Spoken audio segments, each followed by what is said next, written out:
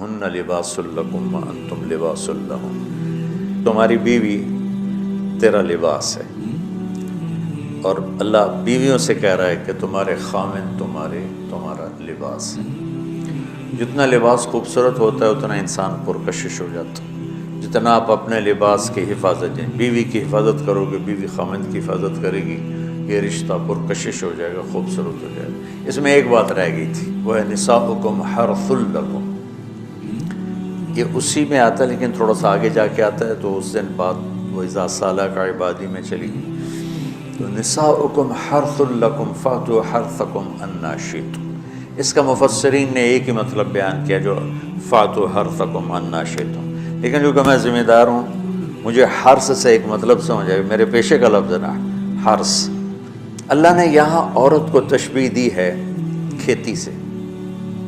میری آنکھ اس ماحول میں کھلی جہاں ہم پشتوں سے ذمہ دار چلے آ رہے ہیں۔ درخت جب پھل نہیں دیتا ہے تو ذمہ دار اس کو ڈنڈے مارتا ہے، اس کو گالیاں نکالتا ہے۔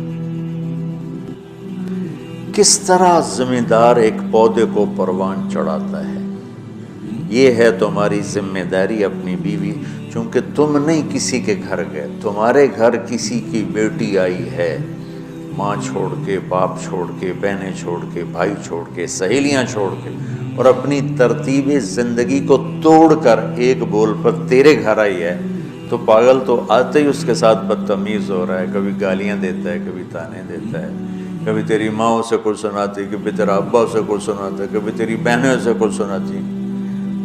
تو نے کھیتی کی راکھی کیا کرنی تھی، تو نے تو کھیتی کو آگ ہی لگا کے رکھ دی، تو یہ فصل کیسے دے گی، تو گندا دانہ اس میں سے نکلے گا۔ تو عورت کو اللہ تعالیٰ نے زمین سے تشبیہ دی، اور اس سے آنے والی اولاد کو کھیتی سے اللہ تعالیٰ نے تشبیہ دی۔ اور زمین سے کھیتی لینے کا ایک طریقہ ہے، ہل چلتا ہے، زمین نرم کی جاتی ہے، پانی لگتا ہے، پھر اسے اور نرم کیا جاتا ہے، پھر جڑی بوٹیوں کو صاف کیا جاتا ہے، اسے تیار کیا جاتا ہے، پھر اس میں دوبارہ ہل چلا کے بیج لگایا جاتا ہے، پھر اس بیج کی راکھی کی جاتی ہے، حفاظت کی جاتی ہے۔ جب وہ پانی مانگتا ہے پانی دیتے ہیں، چاہے رات کے 12 بجے بھی پانی کی ضرورت ہے، وہ پانی پہنچ رہا ہوتا ہے۔ وہ کھاد مانگتا ہے، کھاد دیتے ہیں، وہ گوڈی مانگتا ہے، گوڈی دیتے ہیں، اور اس میں گندی جھاڑیاں پیدا ہوتی ہیں، تو ہم الگ مزدور لگا کر ان گندی جھاڑیوں کو نکالتے ہیں، اور اب سپرے آ گئے ہیں کہ سپرے کرو تو صرف وہ گندی جو بوٹیاں ہیں وہ مر جاتی ہیں، فصل کو کچھ نہیں ہوتا۔ میں آپ کے سامنے ایک نقشہ بیان کر رہا ہوں کہ اللہ تعالیٰ یہاں خامد اور بیوی کی زندگی کو کس خوبصورت انداز میں بیان فرما رہا ہے۔ اعلیٰ فصل لینے کے لیے یہ سب کچھ کرنا پڑتا ہے۔ ذمہ داروں کے پاس عام طور پہ پیسہ نہیں ہوتا، تو وہ جاتے ہیں جی کھاد چاہیے تھی، وہ کہتے 500 روپے ود لواں گے، کہتا جی لے لو، پہ کھاد دے دو، میری فصل مر دی۔ تو پھر اسے سپرے کرنا ہوتا ہے، تو اس کے پاس پیسے نہیں ہوتے، پھر وہ سپرے والے کے پاس جائے، یہ نہیں کہتا پیسے کو نہیں دفع کرو آپ پہ، ہوندی تو ہوئے نہیں ہوندی تو نہ ہوئے۔ ایسا پاگل کوئی ذمہ، چاہے 1 ایکڑ کا ہو چاہے 100 ایکڑ کا ہو، پھر وہ کہتا ہے جی کھاد چاہیے، یوریا، وہ کہتا وہ سپرے کی دوا چاہیے، وہ ڈبے دے پیچھے 200 روپے زیادہ لواں گا، اچھا جی لے لے جی چلے کپا آ جاندی میں دے دیواں گا۔ وہ ادھار پہ مہنگا سامان اٹھاتا ہے اور اس کی ضرورت کو پورا کرتا ہے۔ وہ گندم کو یہ نہیں کہتا، کپاس کو یہی نہیں کہتا میرے کو پیسے کوئی نہیں، میں نہ تینوں پانی لا سکنا، نہ کھاد دے سکنا، نہ سپرے کر سکنا، تو پھر مکھیاں ہی مارے گا، روٹی تو کوئی نہیں لبنی۔ عورت کی زمین میں محبت کا حل چلاؤ، اپنے رات کے آنسوؤں سے اس کو پانی لگاؤ، اپنے اخلاق کے ذریعے سے اس میں بیج ڈالو، پھر اس کو عزت دے کر، احترام دے کر اس فصل کی آبیاری کرو، اس کو اوپر چڑھاؤ۔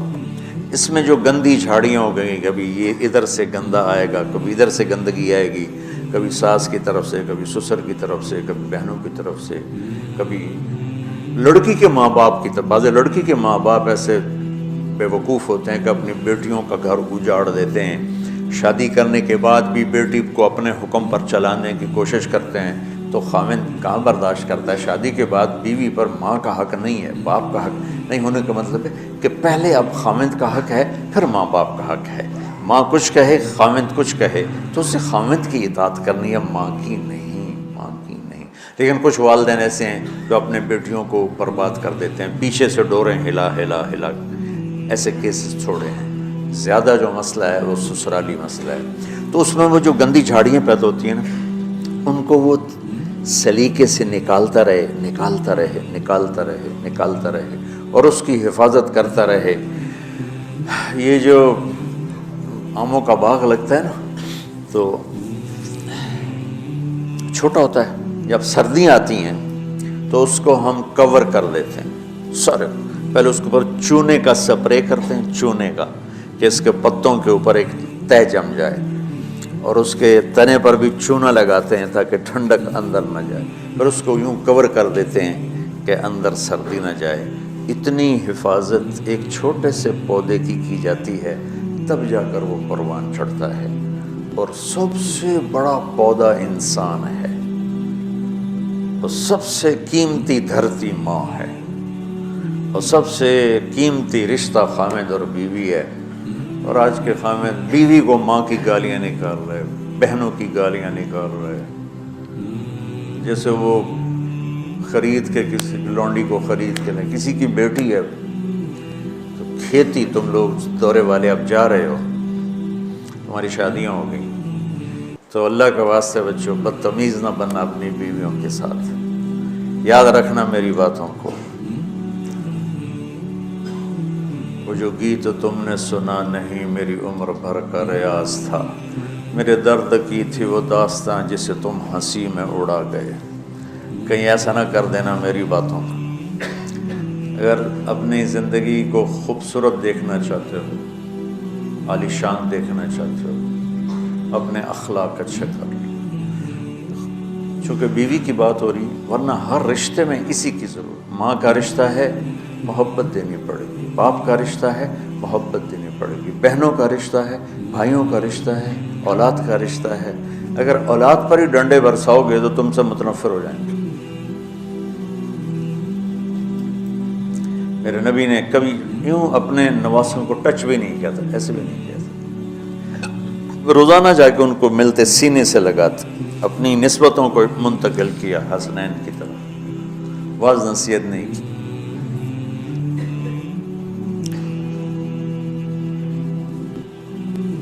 بہت سے بچے علماء کے، تبلیغ والوں کے، نیک لوگوں کے ضائع ہو گئے کہ بچے کا ذوق نہیں دیکھا، بس حافظ بنانا ہے، عالم بنانا ہے، حافظ بنانا ہے، عالم بنانا ہے۔ بناؤ حافظ، بناؤ عالم، پہلے ذوق دیکھ لو۔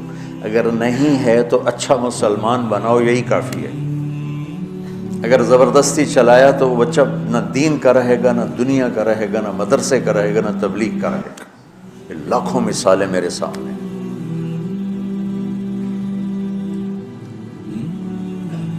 تو اولاد پر بھی جبر کرو گے تو باغی ہو جائیں گے۔ ایک ہمارے ساتھی نے اپنے بیٹے کو حافظ بنایا، وہی تبلیغی زور، بچے کو تمنا نہیں ہے، انہیں بنایا۔ جو اس نے سر نکل آیا اس کا اور اس کی شادی ہونے لگی تو اس کے والد نے کارڈ چھپوایا، حافظ فلاں فلاں، انہیں سارے کارڈ جلا دی، جلانے کا مطلب ہے پھینکوا دیا، کہ نئے سرے سے کارڈ چھپواؤ اور حافظ کا نام کٹاؤ، حافظ کا نام کٹا کے میرے کارڈ چھپاؤ۔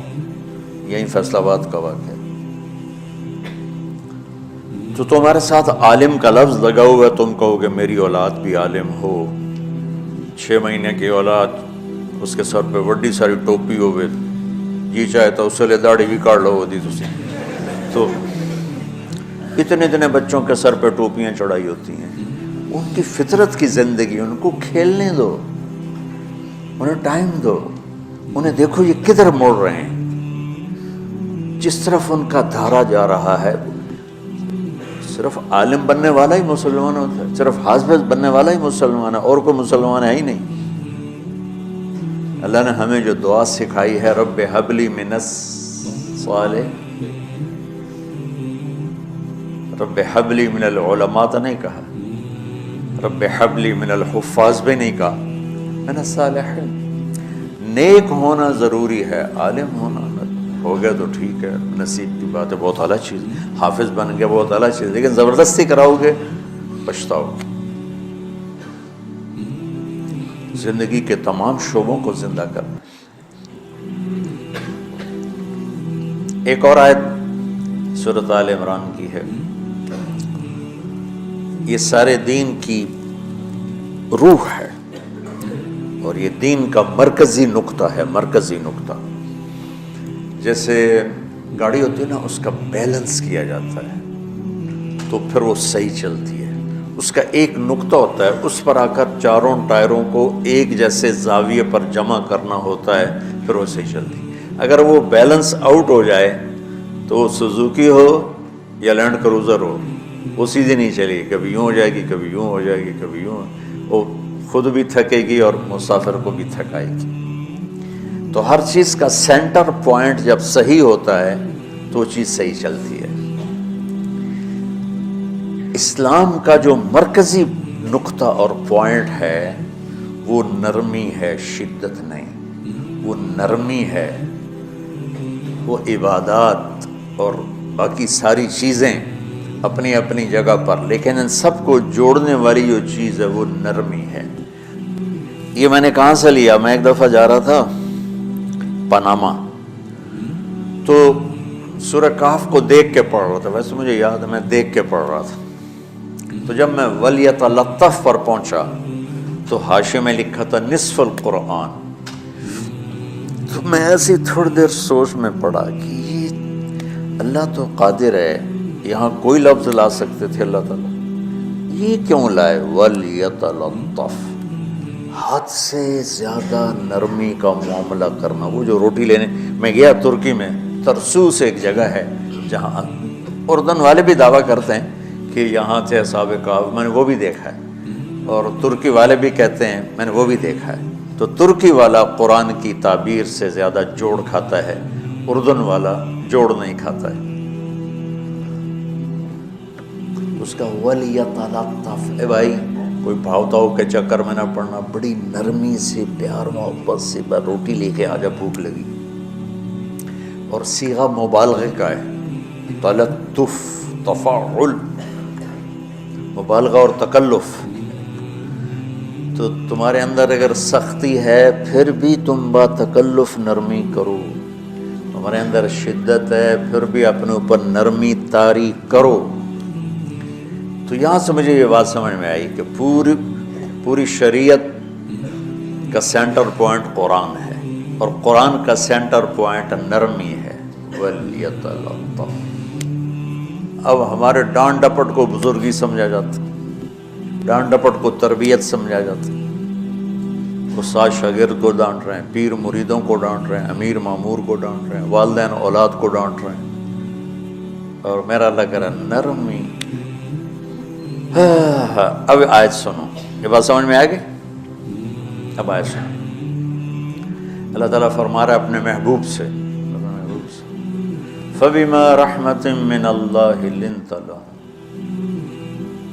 وَلَوْ كُنْتَ فَظًّا غَلِيظَ الْقَلْبِ لَانفَضُّوا مِنْ حَوْلِكَ فَاعْفُ عَنْهُمْ وَاسْتَغْفِرْ لَهُمْ وَشَاوِرْهُمْ فِي الْأَمْرِ فَإِذَا عَزَمْتَ فَتَوَكَّلْ عَلَى اللَّهِ إِنَّ اللَّهَ يُحِبُّ الْمُتَوَكِّلِينَ۔ لِنْتَ لَهُمْ بِرَحْمَةِ اللَّهِ، یہ ہونا چاہیے، جو نحو کا قاعدہ فعل پہلے ہوتا ہے اس کے متعلقات بعد میں ہوتے ہیں، تو لِنْتَ لَهُمْ بِرَحْمَةِ اللَّهِ، آپ اللہ کی رحمت سے نرم ہو کے اپنے امت کے لیے۔ لیکن اللہ تعالیٰ نے فَبِمَا، اللہ نے اپنے نبی پر جتنے احسان قرآن میں بتلائے ہیں، الم یجدک یتیما فآویٰ ووجدک ضالا فہدیٰ ووجدک عائلا فأغنیٰ الم نشرح لک صدرک ووضعنا عنک وزرک الذی انقض ظہرک ورفعنا لک ذکرک انا اعطیناک الکوثر هو الذی ایدک بنصرہ وبالمؤمنین۔ اب قرآن میں دیکھو، وکان فضل اللہ علیک کبیرا، اللہ نے قرآن میں اپنے نبی پر جو احسان کیے وہ بتائے اور جتلائے کہ ہم نے آپ کے ساتھ یہ کیا، یہ کیا، یہ کیا۔ یہ احسان جیسے اللہ نے بتایا ہے نا اپنے نبی کو، یہ احسان نرمی والا جس طریقے سے بتایا، اس طریقے سے کسی احسان کو ذکر نہیں کیا۔ فَبِمَا، میرے ہاتھوں کو دیکھو، ہم جب کہتے ہیں بہت بڑا، اس سے آگے تو ہمارے ہاتھ نہیں جاتے نا۔ تو میرا ایک بھتیجا تھا تو دیر سے بولا، جب وہ گاڑی پہ ہوتا تو ہم کہتے کس چیز پر آئے ہو، تو وہ یوں کرتا، اور جب وہ بس پہ آتا تو کہتا ایسے ایسے کرتا، ایسے کہ بھئی بس بڑی ہوتی ہے نا تو اس کا یوں اشارہ کرتا، اور گاڑی چھوٹی تو اس کا یوں اشارہ کرتا۔ تو فَبِمَا، یہ جو فَبِمَا رحمہ ہے نا، یہ زمین آسمان سے بھی باہر نکل گیا ہے، اور مشرق و مغرب سے پار ہو گیا، شمال جنوب سے پار ہوگا، فوق تحت سے پار ہو گیا ہے۔ اللہ تعالیٰ فرما رہا ہے میرے محبوب میری اتنی بڑی رحمت آپ پر آئی جس کو آپ کے رب کے سوا کوئی نہیں جانتا، اور پھر آپ نرم ہو گئے، نرم ہو گئے۔ ان اللہ لا یعطی علی الرفق ما لا یعطی علی العنف، اللہ جو نرمی پہ دیتا ہے وہ سختی پہ نہیں دیتا۔ لو کان الرفق خلقا لما رأى الناس خلقا احسن منه، نرمی کی کوئی شکل ہوتی تو اس سے حسین کائنات میں کوئی شکل نہ ہوتی، جنت کی حور سے بھی اعلیٰ شکل ہوتی۔ وَلَوْ كَانَ الْعُنْفُ خَلْقًا لَمَا رَأَى النَّاسُ خَلْقًا أَبْغَضَ مِنْهُ، اور اگر بد اخلاقی کی، سخت مزاجی کی کوئی شکل ہوتی تو وہ شیطان سے بھی زیادہ خوفناک ہوتی۔ امام اسماعیل رحمۃ اللہ علیہ بڑے علامہ گزرے ہیں اور قرآن کی بڑی خدمت کی ہے لغت کے لحاظ سے، تھے انتہائی بدصورت، کوڑا سیاہ اور حبشی ٹائپ۔ کہنے لگے زندگی میں کبھی دھوکہ نہیں کھایا سوائے ایک دفعہ ایک لڑکی نے مجھے ایسا بیوقوف بنایا کہ میرے 14 طبق روشن کر دیے کہ میں جا رہا تھا تو ایک خوبصورت لڑکی نے مجھے مسکرا کے اشارہ کیا، میں کہہ لیا بھائی کوئی میرے اوپر بھی عاشق ہے، تو میں اس کے پیچھے چل پڑا، وہ آگے آگے میں پیچھے پیچھے، وہ آگے آگے میں پیچھے پیچھے، بازاروں میں چلتے چلتے ایک مصور کی دکان پہ پہنچے تو اس نے مصور سے یوں اشارہ کیا اور آگے چلی گئی۔ وہ آگے چلی گئی تو میں حیران ہو گیا بھی، میں نے کہا بھائی یہ کیا چکر ہے؟ کہا جی یہ ایک بچی کل میرے پاس آئی تھی کہ مجھے شیطان کی فوٹو بنا کے دو۔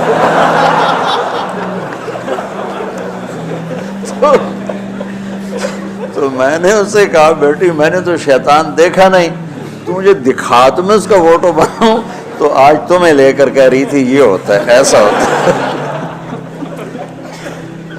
تو اگر سختی کی کوئی شکل ہوتی نا تو شیطان سے بھی بدصورت ہوتی۔ تو ہماری زندگیوں میں جو آئی ہیں نا رکاوٹیں، اس کا کوئی بڑا سبب نہیں ہے، یہ اسباب ہیں چھوٹے چھوٹے مل کے بڑے ہو، زبان کی شدت، بول کی شدت، نظر کی شدت، طعنے تشنیع، مار پٹائی، اس نے ہمارے رشتوں کو تار تار کر دیا۔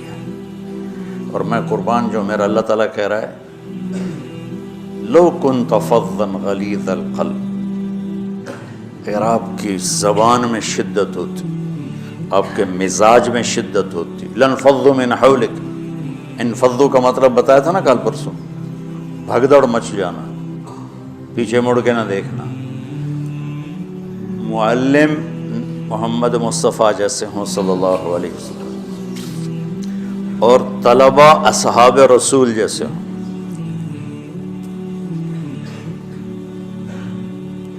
محمد الرسول اللہ، سورہ فتح اللہ نے یوں ایک آیت، محمد الرسول اللہ والذین معہ،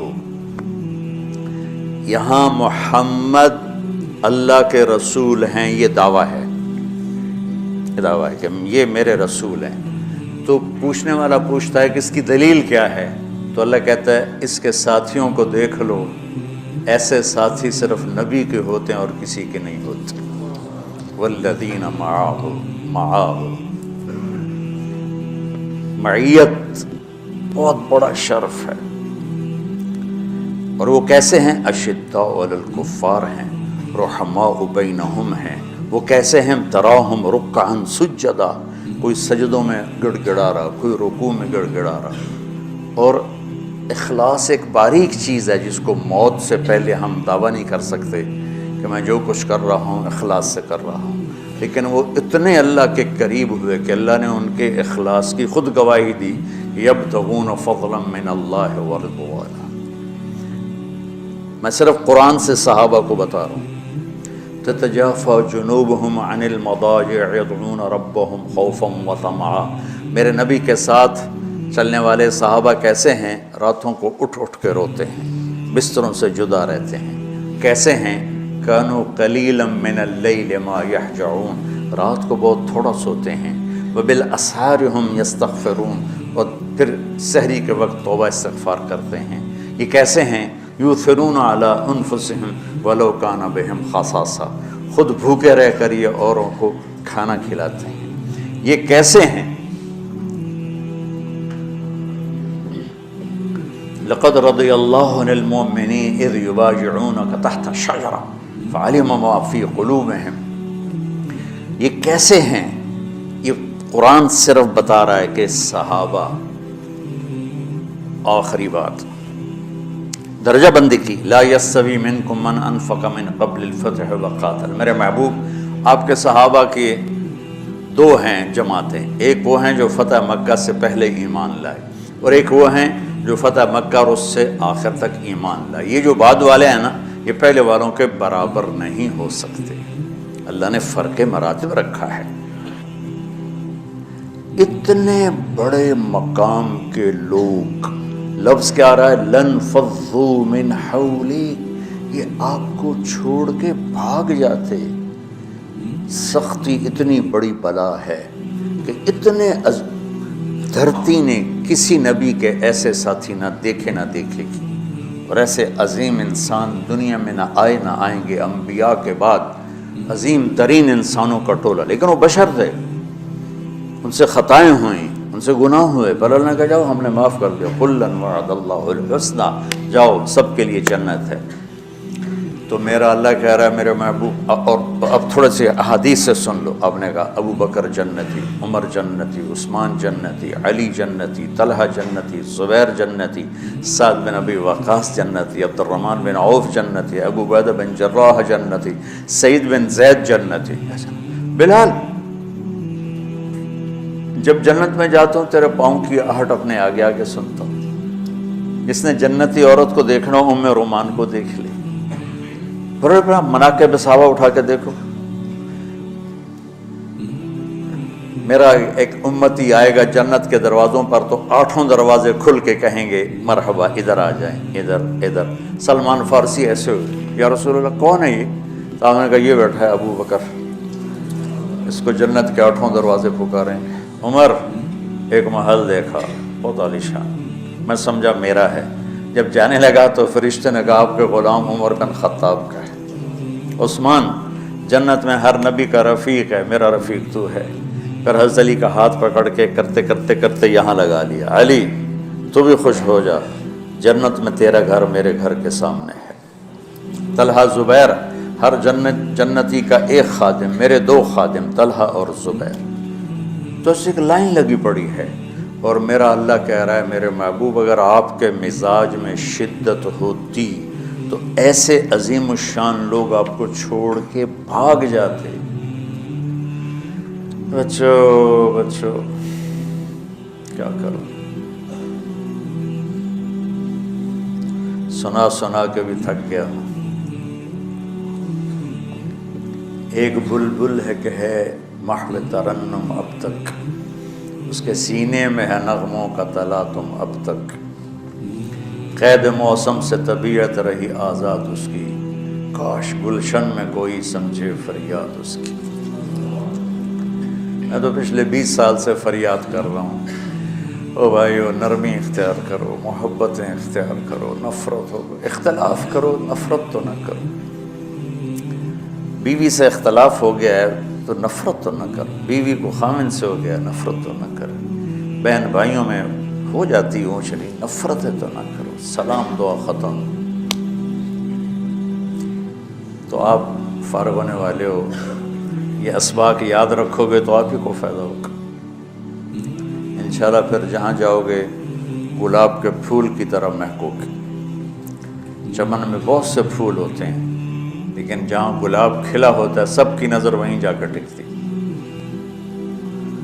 تو اگر میں نے یہ اخلاق بنا لی، یہ نرمی اپنے اندر پیدا کر لی، تو اللہ کی قسم گلاب کے پھول کی طرح مہکو گے بھی صحیح۔